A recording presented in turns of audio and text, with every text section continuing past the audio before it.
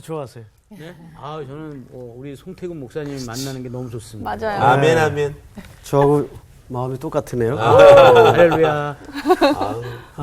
잘들 지내셨죠? 네. 네. 오늘 낯선 얼굴이 한 분 계시네요. 네. 네, 반갑습니다. 네. 박수로 한번 환영합니다. 이름이 특이하네요. 이름이 아가? 예. 그럼 어떻게 아가씨라고 불러야 되나요? 편하신 대로 뭐 그냥 아가라고 하기도 하고요. 아가씨, 아가양. 네, 안 잊어먹을 것 같아요. 네. 예. 아가서의 아가입니다. 근데 어떻게 복습은 안 됐죠? 네, 뭐 배운 게 없어요. 네, 그러면 우리 대표는 김상원 학생이 네. 지난 시간 배운 거 복습 한번 합시다. 잘 들어봐요, 아가씨. 네. 지난 시간에서는 드디어 다윗의 이제 부하들이 전쟁에서 이겨가지고 막 승리를 합니다. 네.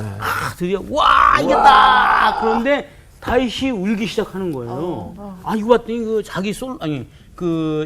압살롬이 죽는 그 사실을 알고 엉엉 울기 시작합니다. 그 사실을 백성들이 알았습니다. 그래서 와 하다가 야 왜 울면 안 될 것 같은데 기뻐지면 안 될 것 같은데 막 이런 분위기로 가니까 점점 막 숙연해지고 있는데 이제 요압이 갑자기 다윗 왕한테 나타나서 왕이시여 이러시면 아니 되옵니다. 지금 우리가 전쟁에서 죽었으면 좋겠습니까? 그러면 이렇게 얘기하니까 갑자기 다윗이 정신을 차리고 성문 앞에 앉게 되죠. 성문 앞에 앉는다라는 이 사실 자체가 드디어 이제 통치가 시작이 된다. 이런 의미가 있습니다. 그래서 많은 백성들이 그 사실을 알고 다 다윗한테 몰리는. 완벽하다. 잘했어, 오늘. 이야기가 잘했어요. 목사님 표정이 안 좋다. 아니, 좋았어요. 네. 지난 시간에 그 사건의 얼개를 잘 설명했어요. 우리 향기 학생이 이제 바톤을 받아서 그렇죠? 이제 마무리를 좀. 네, 그래서 이제 이제 다윗이 왕의 자리에서 내려오면서 그 도망 다니면서부터 왕의 귀한 그 자리까지 저희가 몰랐던 사실이 있더라고요. 뭐죠? 바로 하나님께서 알게 모르게 돕는 자를 보내시고 또 다윗이 나설 거를 막으시고 하시면서 그 왕의 귀한 이 자리까지 끌고 오신 거였더라고요. 맞다. 다윗이 한 게 없어요, 다윗이. 네. 그래서 그 사실을 제가 듣고 나서 지난 한 주간 정말 생각해 보면서 맨날 어떤 일이 생기면 막 제가 계획하고 막 밤잠을 설쳐가면서 항상 그랬었는데 이제는 좀 내 힘을 빼고 내 삶의 힘을 빼고 그 성령의 그 강물에 내 몸을 맡긴 채 맡겨. 이렇게 주님이 이끄신 대로 기가 막히다. 흘러가야겠구나라고 생각했던 한 주였습니다. 아주 핵심이에요. 지금 완벽하네요. 내용이 다윗의 나라가 회복되는 과정이 다윗이 계획하거나 의도했던 과정이 없었어요. 그렇죠. 떠밀려서 예상치 않게 이렇게 회복이 되죠. 우리 성도들의 인생살이도 사실은 같아요. 광호 학생은 이렇게 쭉 지난 시간들 돌아보면 여기까지 오는 길목에 자기 계획대로 착착착 왔던 경우들이 더 많았나요? 아니면 의도하지 않았던 시간들이 더 많았나요? 의도하지 않았던 시간이 훨씬 많았겠죠. 그러니까 이 모양이 된 거죠. 이 모양이 마찬가지입니다. 제가 구한 대로 의도한 대로 갔다면 여러 번 망할 뻔 했던 시간들이 많죠. 맞아. 그게 굉장히 중요한 우리 신앙인들의 속성입니다. 아주 짧은 복습이지만 굉장히 핵심을 잘 지난 시간에 들어왔던 것 같네요. 그렇지. 금방 파악이 되죠? 요 흐름대로 그냥 따라오면 됩니다. 알겠습니다. 자, 이제 오늘은 원래 우리가 지금 사무엘하를 한 장씩 한 주에 이렇게 쭉 살펴봤는데 19장은 내용이 너무 많아요. 그래서 오늘 19장 우리가 마저 보지 못한 부분들 살펴봄으로써 19장을 좀 마무리할까 합니다. 오늘 수업 사무엘서 53강 왕의 귀한 2. 자, 우리 오늘 본문이 어디서부터입니까? 24절이요. 그렇죠? 24절부터인데 우리 상훈 학생이 두 절 우리 아가 학생이 한 절. 한 절. 이렇게 읽읍시다.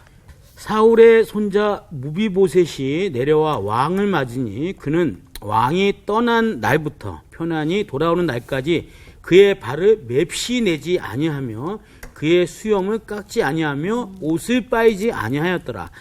예루살렘에서 와서 왕을 맞을 때 왕이 그에게 물어 이르되 무비보셋이여 내가 어찌하여 나와 함께 가지 아니하였더냐 하니 대답하되 내 주 왕이여 왕의 종인 나는 다리를 절므로 내 나귀의 안장을 지워 그 위에 타고 왕과 함께 가려 하였더니 내 종이 나를 속이고 종인 나를 내 주 왕께 모함하였나이다. 내 주 왕께서는 하나님의 사자와 같으시니 왕의 처분대로 하옵소서. 내 아버지의 온 집이 내 주 왕 앞에서는 다만 죽을 사람이 되지 아니하였나이까. 그러나 종을 왕의 상에서 음식 먹는 자 가운데 두셨사오니 내게 아직 무슨 공의가 있어서 다시 왕께 부르짖을 수 있사오리까 하니라. 왕이 그에게 이르되 내가 어찌하여 또 내 일을 말하느냐. 내가 이르노니 너는 시바와 밭을 나누라 하니. 무비보셋이 왕께 아뢰되 내 주 왕께서 평안히 왕궁에 돌아오시게 되었으니 그로 그 전부를 차지하게 하옵소서 하니라. 네. 자, 착하다. 오, 대단하다. 칠판을 보세요. 네. 오늘 본문이 24절부터 30절까지지만 지난 시간 다루지 못했던 시므이 부분서부터 좀 살펴보면서 공부를 하도록 하겠습니다. 오늘 세 사람이 등장을 할 겁니다. 네. 시므이, 두 번째가 무비보셋. 무비보셋. 이 글씨 알아볼 수 있겠어요? 네. 네, 우리 학생들은 다 익숙해져가지고 너무 좋으신데. 기가 막히네. 명필이십니다. 설사체라고 합니다. 아이고. 자, 나머지 한 명이 누구죠? 바르실레. 네. 바르실레죠. 아직 우리가 읽지 않은 부분이지만은 네. 바르실레 세 사람이 오늘 등장을 할 거예요. 자, 그런데 이 세 사람이 어디에서 등장을 하냐 하면 네. 다윗이 귀환하는 과정에 내용물로 등장을 합니다. 자, 다윗이 왕권이 복직이 되는 과정은 오늘 우리 신앙의 전체 내용으로 말하자면 무슨 뜻이 되냐면 그 하나님의 나라가 만들어져가는 이루어져가는 과정에 나타날 수 있는 성도 속의 현상들을 하나하나 상징성을 담고 있는 거예요. 자, 그래서 자, 오늘 본문의 내용은 아니지만은 시므이서부터 한번 보도록 하십시다. 16절. 바울임에 있는 베냐민 사람 게라의 아들 시므이가 급히 유다 사람과 함께 다윗 왕을 맞으러 내려올 때, 자, 보세요. 시므이 등장하죠? 네. 네. 근데 이 사람이 어디 있었던 사람이에요? 바울임. 바울임에 있는. 바울임이죠? 예. 지파는 어디 지파입니까? 베냐민. 베냐민. 베냐민 누구의 지파죠? 사울의 사람이에요. 그죠? 네. 예. 사울의 지파가 베냐민 지파죠.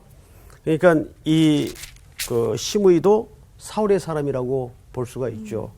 이 사람이 제일 먼저 마중을 나옵니다. 네. 다윗의 귀환을 왕권의 복직을 맞으러. 자, 근데 이 사람의 그 전력에 대해서 혹시 기억나는 사람이 있어요? 네. 얘기해 보세요. 그 사람이 맞겠죠? 그 왕이 도망을 갈 때 왕을 저주했던 사람 아닙니까? 맞습니다. 네. 맞았다. 이 사람은 다윗의 일생에 가장 다윗이 처절할 때 비난을 퍼부었던 사람입니다. 어디에서? 어디였죠, 거기가? 바울임. 바울임이었죠? 예. 자, 바울임은 혹시 어떤 장소인지 기억하세요? 오늘 온 학생은 말고 세 분만 한번 대답해 보세요. 바울임이 그 다윗 하고 원래 결혼했던 그렇죠. 예. 미갈. 미가라고. 다윗이 아내를 네. 정치적으로 결혼을 했었죠. 네. 근데 그 아내가 다윗에게 버림을 당하고 다른 남자의 아내가 됩니다. 네. 근데 나중에는 왕권 회복을 위해서 정통성을 유지하기 위해 그 아내를 다시 거래하는 식으로 찾죠. 근데 이미 그 여자는 다른 남자의 아내가 돼 있어요. 네. 그런데 권력으로 도로 뺏어옵니다. 남편 불쌍해요. 막 울었잖아. 토차같이 울었죠. 남편이. 예. 그 바로 남편이 울면서 궁궐로 다시 빼앗겨 들어가는 아내를 쫓아왔던 장소예요. 네. 거기가 바울임이에요. 그런데 거기에서 시므이라는 사람이 다윗에게 비난을 퍼부었어요. 언제? 도망갈 때. 압살롬의 반역에 도망을 갈 때. 그러니까 성경에 이런 이제 그 지명이 등장하거나 하는 것은 굉장히 어떤 중요한 사건이 연결돼 있다는 그렇죠. 걸 꼭 기억을 하시기 바랍니다. 네.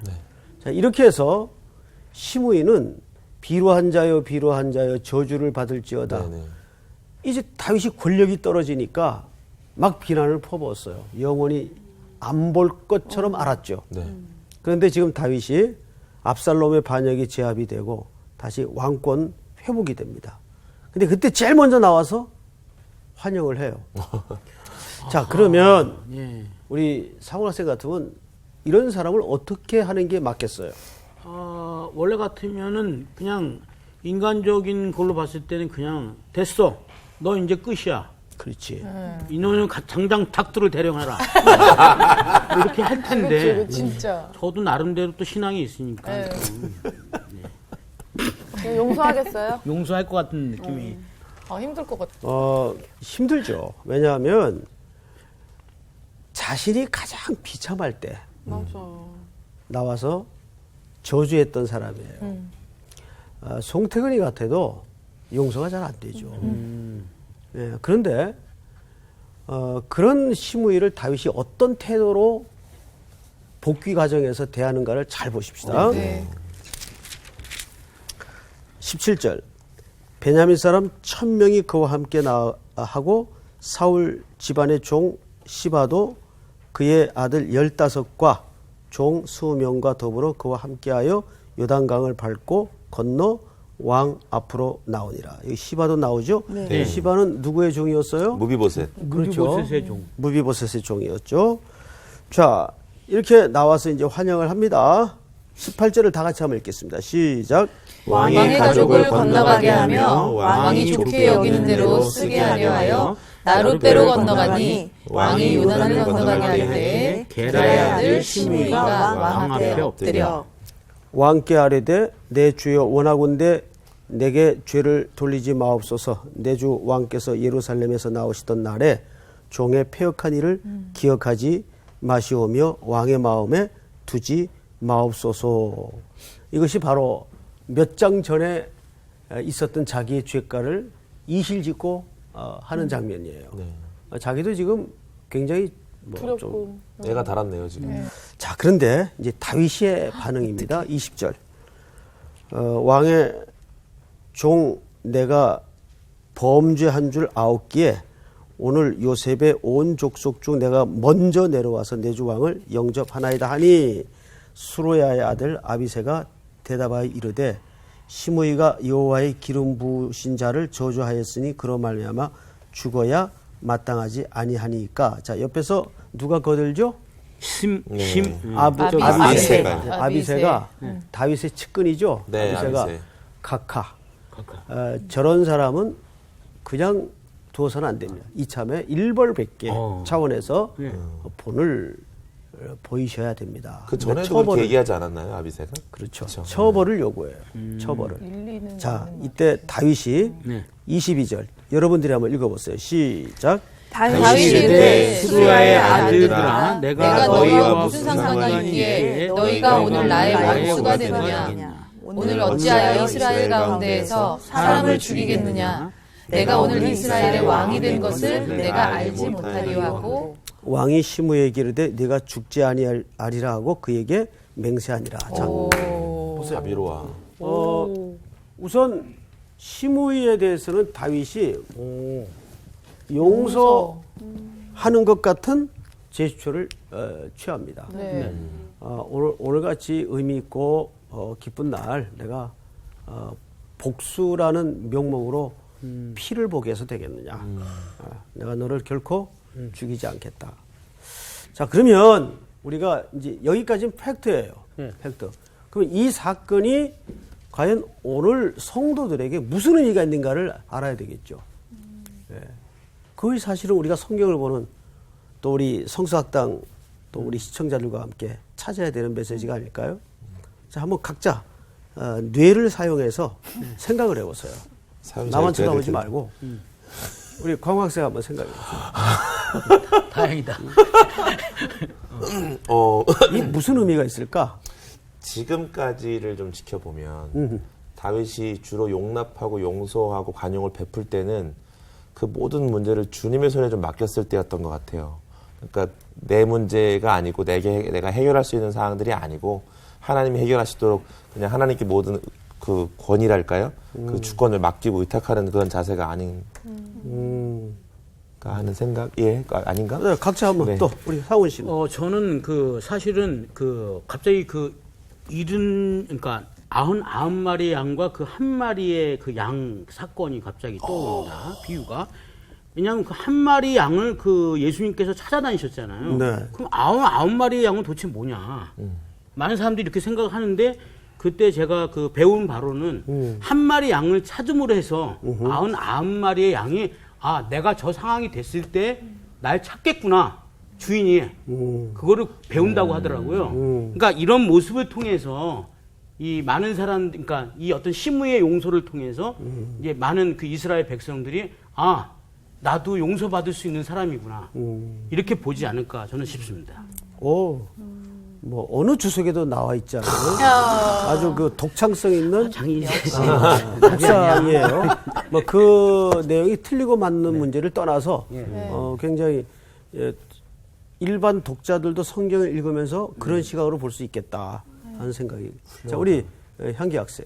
저는 그러니까 읽으면서 아까 다윗의 왕국이 만들어지는 게 우리 하나님의 이제 나라가 만들어지는 모습과 비슷하고 시므이 무비보셋 바르실레가 우리 성도의 모습이라고 이제 얘기를 처음에 하셨잖아요. 그렇죠. 그래서 이거를 보면서 이 죄를 잘못했습니다 하고 다윗이 이렇게 너그럽게 어떻게 보면은 용서하는 게 우리의 모습과 이 다윗이 하나님이 이렇게 우리를 용서해 주시는 그 모습이 약간 대입이 됐어요. 같이 있지 않나. 저와 하나님, 예수님의 그런 모습이 십자가에 돌아가시면서 우리의 죄를 이렇게 용서해 주시는 그런 상황들이 저는 약간 좀 대입이 되더라고요. 세 분이 아주 다 틀린 관점을 가지고 생각을 했어요.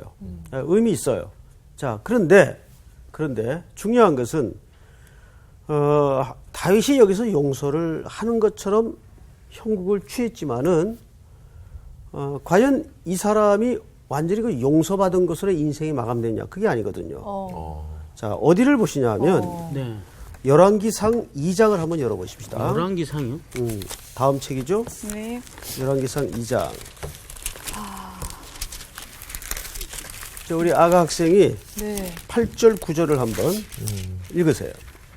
바울임 베냐민 사람 게라의 아들 시므이가 너와 함께 있나니 그는 내가 마하나임으로 갈 때에 악독한 말로 나를 저주하였느니라. 그러나 그가 요단에 내려와서 나를 영접함으로 내가 여호와를 두고 맹세하여 이르기를 내가 칼로 너를 죽이지 아니하리라 하였노라. 그러나 그를 무죄한 자로 여기지 말지어다. 너는 지혜 있는 사람이므로 그에게 행할 일을 알지니 그의 백발이 피 가운데 스올에 내려가게 하라. 자, 보세요. 자, 보세요. 그렇죠? 자, 여기 지금 용서한 것처럼 비춰졌는데, 이 내용이 무슨 내용이냐면, 이제 아들이 솔로몬인데, 다윗의 뒤를 이어서 왕이 됐죠. 네. 그리고 이제 다윗은, 생명이 얼마 안 남았어요. 그래서 아들을 앉혀놓고 솔로몬에게 이 아직도 궁궐의 권력의 한복판에 시퍼렇게 살아있는 시므이라는 존재에 대해서 주의를 시키는 겁니다. 네? 이 사람이 과거 나한테 한 행적이 이러이러하다. 그래서 내가 일단 하나님 앞에 맹세해서 목숨은 살려두었는데 너 조심해라. 그리고 이 사람은 반드시 자기가 지은 죄의 대가를 받아야 된다. 오. 이거 용서한 거 아니죠? 약간 다윗이 지난번에 그러네요. 굉장히 압살롬을 다윗이 뒤끝 있어요. 진짜 뒤끝 있다. 이런 또 있죠? 내용이 있을 거라고. 멋있게 뒤끝 자, 있다. 그러면 우리가 이거를 용서라고 봐서는 안 되겠죠. 결국 이 사람은 그렇게 해서 솔로몬에 의해 예루살렘에 한정된 말하자면 감금 상태에 들어갑니다. 그러니까 너는 목숨은 살려두겠는데 과거 군부 독재 시절에 그런 일이 있었죠. 그 주거 공간을 그렇죠. 집안에만 그 감금을 시켜놓죠. 네. 이 독재 국가에 이런 일들이 많지 않습니까? 저 미얀마의 수지 여사 같은 경우에도 집안에만 10수년 동안 있었잖아요. 마찬가지예요. 솔로몬이 아버지의 이 특별한 부탁을 기억하고 이 시므이를 너는 예루살렘에만 머물러야지 그 이상을 벗어나서는 안 된다. 말하자면 예루살렘의 유배 생활을 하게 됩니다. 그런데 참 재밌는 게 시므이 집에 종들이 있었는데 네. 이 종 둘이가 도망을 가요. 저 블레셋 쪽으로 도망을 가요. 블레셋으로요? 예. 시므이 종들이. 네. 그러면 그 종 2명 도망간 거 가거나 말거나 지금 자기 처지도 네. 어떻게 될지 모르는데 그치. 내비둬야 되는데 네. 소탐 대실한다고 어머. 그 종들 잡으러. 블레셋까지 가서. 그러니까 어디를 벗어난 거예요? 예루살렘을 벗어났구나. 예루살렘 벗어나면 죽이도록 돼 있어요. 어머. 솔로몬이 명령을 내렸기 때문에. 그럼 그게 발각이 될까요, 안 될까요? 되죠. 되죠. 발각돼서 결국은 죽어요. 죽었구나. 그 죄를 어긴 대가로 죽습니다. 이야. 시므이가 종들 찾으러 갔다가. 자, 그러면 이게 도대체 뭐냔 말이에요. 자, 여기에서 우리는 아주 중요한 교훈 하나를 생각해야 되는데 이건 다윗이 용서한 게 아니에요. 그러네요. 정확하죠? 네. 용서보다는 이런 측면이 더 강합니다. 우리가 교회에서도 봐요.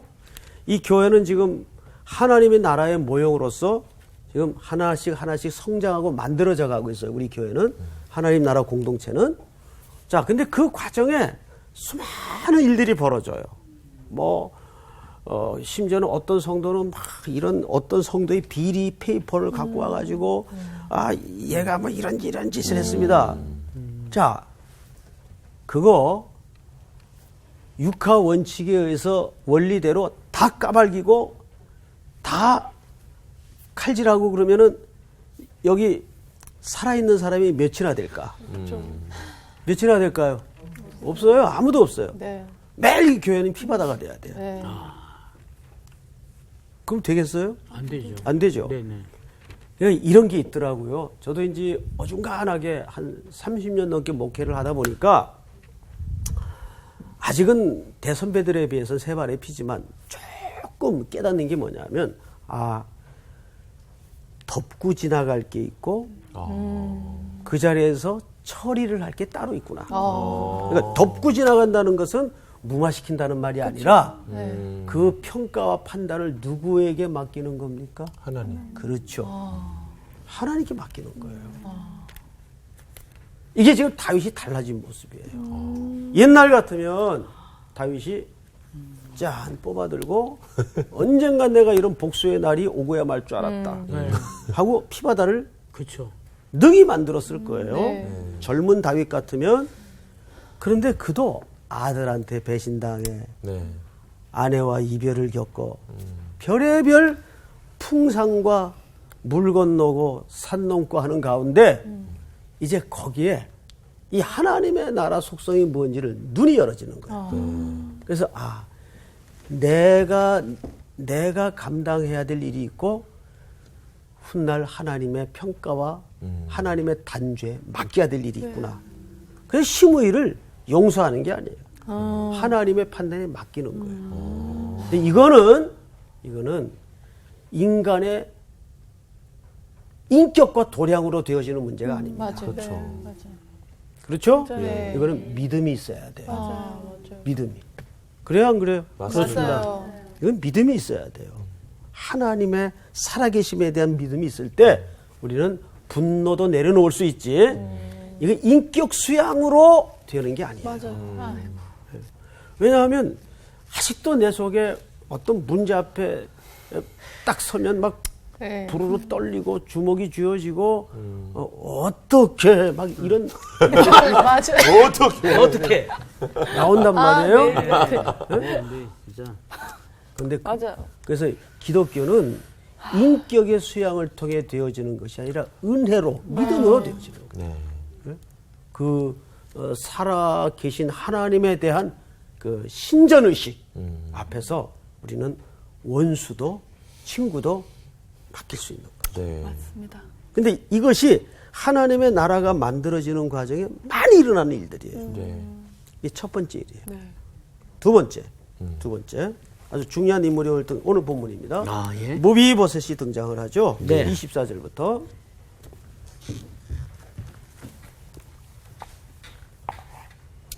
자, 오늘 이제 새로운 학생을 위해서 무비보셋의 인물에 대해서 우리 그 옆에 짝꿍인 광호 학생이 한번 친절하게. 아까 설명 한번 해줬는데 무비보셋은 요나단의 아들이죠. 그렇죠. 네. 그 어린 시절 그 도망을 가다가 다리가 불편하게 되는 바람에 굉장히 유모가 떨어뜨리죠. 유모가 떨어뜨려서 아기 때. 그것 때문에 굉장히 이제 불구가 되고 어려운 삶을 살아가다가 다윗이 이후에 그 요나단의 아들들이 살아있는 사람이 누가 있느냐 이렇게 정보를 좀 취합하고 확인할 때 알게 된 지금 그 무비보셋이라는 사람이 있는데 그 사람이 좀 어려운 가운데 있습니다라고 얘기를 듣고 나서는 그 왕의 식탁에 앉히죠. 그래서 같이 식사를 하고 자식처럼 대우했던 사람이었습니다. 네, 무비보셋입니다. 예, 설명 잘했어요. 빠밤.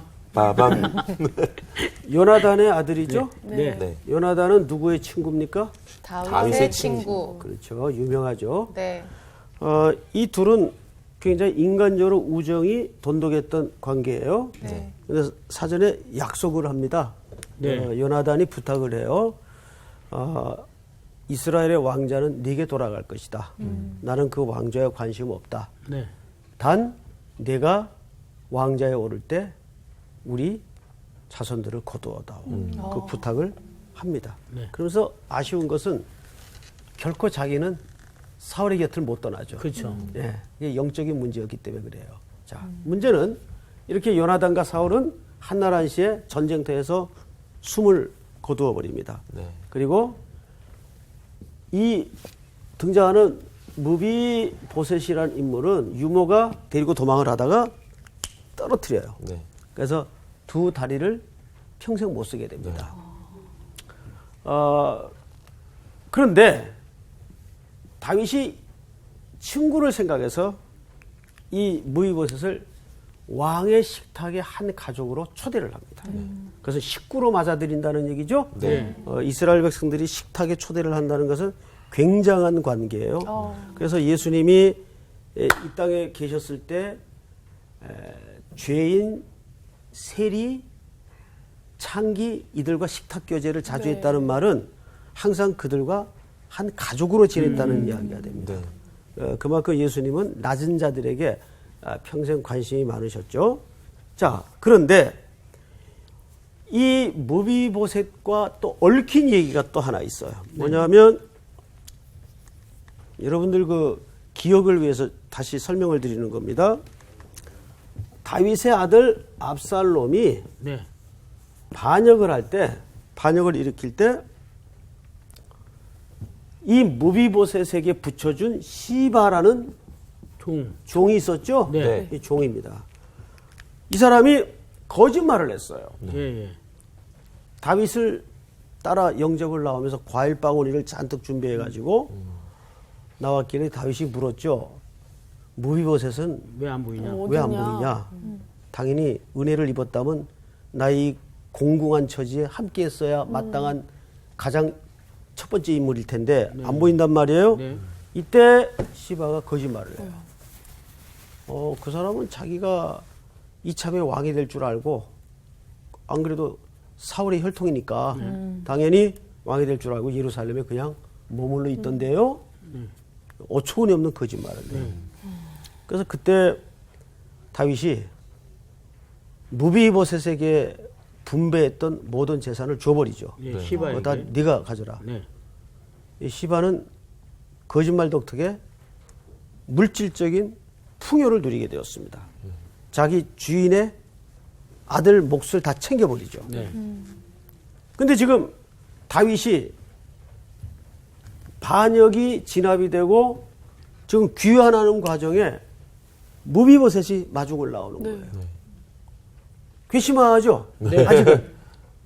아직은 괘씸하죠? 괘씸하죠, 괘씸하죠. 네, 다윗의 입장에서. 근데 오늘 보니까 사울의 24절 손자 무비보셋이 내려와 왕을 맞으니 그는 왕이 떠난 날부터 평안히 돌아오는 날까지 그의 발을 맵시내지 아니하며 그의 수염을 깎지 아니하며 옷을 빨지 아니하였더라. 여러분 이거 위장할 수 있어요? 이건 위장이 안 돼요. 그렇죠. 수염 같은 것도 그렇고. 그건 위장이 안 되죠. 그럼 여기서 누가 거짓말을 했다는 게 들통이 납니까? 시바. 그는 왜 거짓말을 했을까? 거짓말을 할 때는 어떤 이득에 걸린 문제가 있었기 때문에 땅. 그렇죠. 예. 시바는 결국 그렇게 될 경우에 무비보셋을 다윗이 내칠 것이고 그에게 허락되었던 모든 물질은 누구에게 돌아올까요? 시바에게. 시바에게 돌아옵니다. 네. 시바는 왜 그런 탐욕을 가지게 되었는가 하면 간단해요. 자녀가 많았어요. 식구가 많았기 때문에 그런 거짓말을 하게 된 겁니다. 자, 어쨌든 근데 여기서 문제는 네. 무비보셋이 이렇게 의리를 지켰다는 게 초점이 아니에요.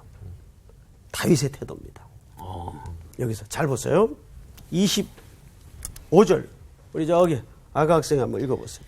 예루살렘에서 와서 왕을 맞을 때에 왕이 그에게 물어 이르되 무비보셋이여 네가 어찌하여 나와 함께 가지 아니하였더냐 하니 계속해서 대답하되 내 주 왕이여 왕의 종인 나는 다리를 절므로 내 나귀에 안장을 지워 그 위에 타고 왕과 함께 가려 하였더니 내 종이 나를 속이고 종인 나를 내 주 왕께 모함하였나이다. 내 주 왕께서는 하나님의 사자와 같으시니 왕의 처분대로 하옵소서. 네. 자, 그러면 네. 제가 다윗의 지금 위치에 있다고 이제 가정을 합시다. 네. 네. 자, 그러면 시바가 했던 이름이 시바예요. 네. 오해하지 마세요. 아, 이거 이름이 이상해가지고 계속 수박, 좀 수박. 불편하네. 이 수박이 수박이. 예. 수박이 했던 말과 지금 와서 보니까 무비보셋이 한 말이 틀려. 네. 네. 그러면 우리 광호 학생 같으면 다윗의 입장에서 어떻게 해야 이게 잡도 한번 또 객관성 드러나야지 또 잡두를. 혼자 대면해요? 아니, 거짓말하지 마. 막 이래. 가만 안 뒀을 것 같아. 화나서. 아니 다시 한번 그러니까 들어봐. 휘바 말을 들으면 그렇게 했을 것 같은데 딱 보니까 모일색을 보니까 이게 시바가 거짓말을 했네. 완전- 이게 시바를 갖다가 어떻게 할 것 같은데요? 뒤통수 맞았다 진짜 생각할 것 같아.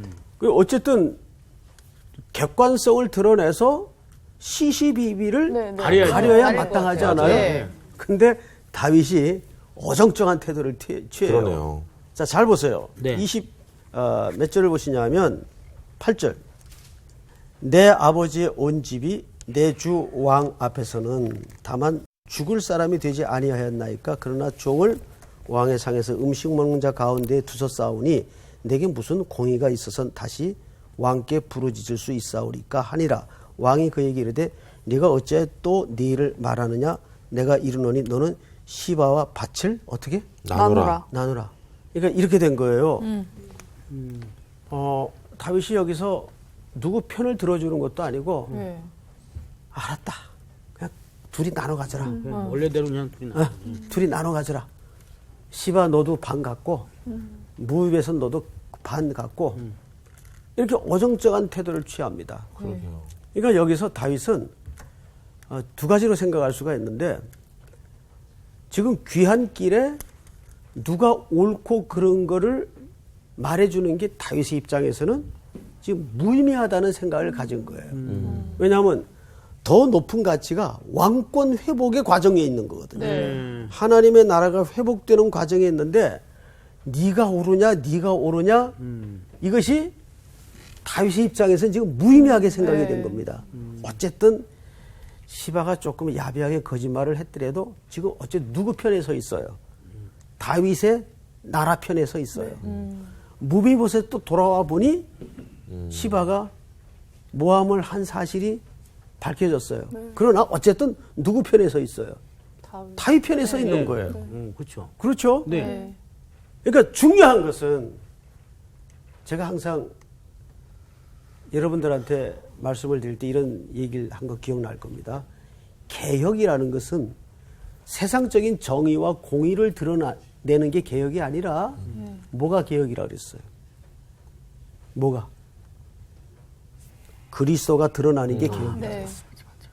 그게 참된 개혁이라고 그랬어요. 기억나요? 네, 네. 예. 그 히브리서의 이야기 아닙니까? 네. 그리스도가 드러나는 게 개혁이지 네가 옳으냐 제가 틀렸다가 개혁이 아니란 말이에요. 그렇죠? 네. 그러니까 지금 다윗의 왕국이 서서히 회복의 그림을 완성해 가면서 그런 시시비비가 무슨 의미가 있는가 그 얘기를 지금 사실은 하고 싶은 거예요.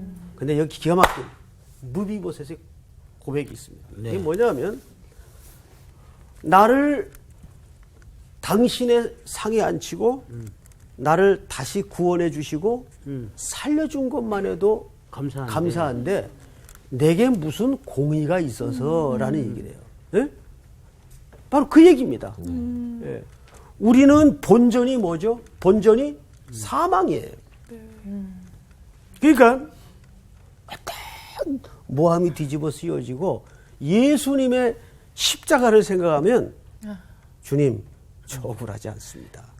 그 고백이 나오는 거예요. 이게 무비보셋의 고백과 다윗의 태도 속에 절묘하게 지금 만나고 있는 거예요. 이해가 돼요? 네. 예. 그런데 마지막 사람 시간이 많이 남질 않았으니까 누굽니까? 바르실레. 바르실레. 네. 바르실레는 다윗의 오랜 친구고 이 사람 부자예요. 이 사람 부자예요. 그런데 이제 간단히 요약을 하면 다윗이 이 사람을 보고 너 나 어려울 때 도와도 주고 또 언제나 나를 격려를 해줬으니까 내가 지금 황궁을 하니까 같이 가자. 그러면 사실은 이 사람이야말로 가장 1등 공신이에요. 말하자면. 네. 네. 그런데 거절합니다. 바르실레가요? 됐다. 당신이나 돌아가서 왕으로서 나라를 잘 통치해주면 된다. 나는 됐다. 그래서 다윗을 반대하는 입장에서가 아니라 이런 얘기를 합니다. 자, 성경을 보십시다. 31절. 우리 광호 학생 한번 읽어보세요. 길르앗 사람 바르실레가 왕이 요단을 건너가게 하려고 로그림에서 내려와 함께 요단에 이르니 바르실레는 매우 늙어 나이가 80세라. 그는 큰 부자이므로 왕이 마하나임에 머물 때에 그가 왕을 공개하였더라. 왕이 바르실레에게 이르되 너는 나와 함께 가자. 예루살렘에서 내가 너를 공개하리라. 바르실레가 왕께 아뢰되 내 생명의 날이 얼마나 길게 있사옵겠기에 어찌 왕과 함께 예루살렘으로 돌아가리이까. 내 나이가 이제 80세라. 어떻게 좋고 흉한 것을 분간할 수 있겠사오며 음식의 맛을 알 수 있겠사오리까. 이 종이 어떻게 다시 노래하는 남자나 여인의 소리를 알아들을 수 있사오리까. 어찌하여 종이 내 주 왕께 아직도 누를 끼치리이까. 네. 이런 중심을 가지고 모든 공신의 자리에서 뒤로 물러납니다. 네. 내 이제 뭐 나이 80에 음식 쓰다 달다 그 별로 나한테 의미도 없고 흉하고 길한 게 이미 나는 그 경계선을 넘어선 사람이니까 당신 가서 왕 노릇을 잘 하도록 내가 뒤에서 끊임없이 나는 당신의 친구로 당신을 지지합니다. 멋있다. 자, 그런데 한 사람을 부탁해요. 누굴 부탁하냐 하면 자, 그 부분을 우리 향기 학생이 읽어보십시다. 36절부터. 당신의 종은 왕을 모시고 요단을 건너려는 것뿐이거늘 왕께서 어찌하여 이 같은 상으로 내게 갚으려 하시나이까. 청하건대 당신의 종을 돌려보내옵소서. 내가 내 고향 부모의 묘 곁에서 죽으려 하나이다. 그러나 왕의 종 김함이 여기에 있사오니 청하건대 그가 내 주 왕과 함께 건너가게 하옵시고 왕의 처분대로 그에게 베푸소서 하니라. 네. 여기 김함이라는 김씨 성을 가진 사람이 아니에요. 아, 그 생각하고 있었는데. 한국 사람 이름 같은. 자, 보세요. 미스터 김. 이 김함은 바로 바르실레의 자손입니다. 근데 이 사람을 다윗의 나라에 부탁을 해요. 그것은 본인의 신앙 고백이면서 후손들을 하나님의 나라에 소속으로 부탁을 하는 겁니다. 근데 나중에 이 사람이 어디에 등장을 하냐면 예레미야서에 등장을 하는데 베들레헴에서 네. 베들레헴은 누가 태어나신 곳입니까? 예수님. 그렇죠. 예, 여기에서 여인숙을 해요. 우와. 여인숙이요? 오, 왠지 그 느낌이- 마리아가 참. 왠지 느낌이. 왠지 느낌이. 신기하죠? 네. 굉장히 신비스럽습니다. 결국은 예수님이 태어난 그 고을에서 나그네들을 숙식을 제공하고 맞이하는 여인숙을 하는 사람으로 예레미야서에서 소개가 됩니다. 그러니까 본인들도 의식했는지 안 했는지는 모르지만은 하나님의 다윗의 자손이 이 땅에 오시는 그 고을에서 그분을 맞이하는 상징적 네네. 소속으로서 존재로서 자리매김을 하게 되는 거죠. 이렇게 해서 바로실레의 자손인 김함은 왕궁에 들어가 생활을 하다가 아마 저 지역을 분배받았던 것 같아요. 네. 오늘 이 세 사람의 태도와 여정은 바로 하나님의 나라가 회복되는 과정에 나타날 수 있는 우리의 모습이다. 라는 것을 기억하여 또 한 주간도 말씀 붙잡고 순종할 수 있기를 바랍니다. 아멘. 아멘. 끝! 감사합니다. 오늘 강의는 이렇게 어우. 스펙타클하게 돌아가요. 오, 나 진짜 끝에, 재밌다. 온몸이 그냥, 어우. 이렇게 무슨 정말 재미난 얘기를 듣듯이 네. 시간이 후딱 가니까. 그러니까요. 그리고 하나도 우연이 아닌 것 같은. 맞아요. 마지막에 그 반전 여인수. 다당 이런 다당. 느낌. 다 예비하심이 있다는. 맞아요. 네, 오늘도 하나님의 예비하심을 따라서 살아야겠다. 아, 이 김씨인 게 너무 자랑스러워요. 예. 희망. 네, 여러분 감사합니다. 네. 미스터 김! 김함. 이번 주 퀴즈입니다. 선교 여행의 동역자 바나바와 바울이 갈라서게 된 이유는 무엇인가요? 1번 예루살렘 회의에 참석, 2번 스데반의 죽음, 3번 마가 요한의 합류 여부. 정답을 아시는 분은 CBS 성서학당 홈페이지에 정답을 올려주시거나 우편으로 보내주시면 됩니다. 보내실 곳은 서울특별시 양천구 목동서로 159-1 CBS 성서학당 담당자 앞입니다. 연락처를 꼭 남겨주세요. 선정되신 분들에게는 대한성서공회에서 성경, 송태근 선생님의 하나님이 꿈꾸는 교회, 김기석 선생님의 일상 순례자, 신우인 선생님의 땅과 하늘의 갈림길에서, 이영재 선생님의 이삭 이야기, 성경 통독을 위한 최고의 자습서 성경 2.0 가운데 하나를 드립니다.